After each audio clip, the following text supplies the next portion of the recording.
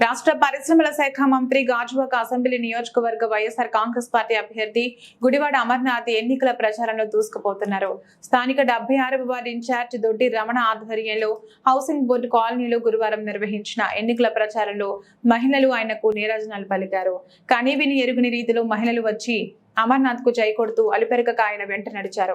గాజువాక నియోజకవర్గం మరింతగా అభివృద్ధి చేయడానికి నియోజకవర్గ ఎమ్మెల్యేగా అమర్నాథ్ ను గెలిపించడానికి వార్డు ప్రజలంతా ఇప్పటికే నిర్ణయం తీసుకున్నారు.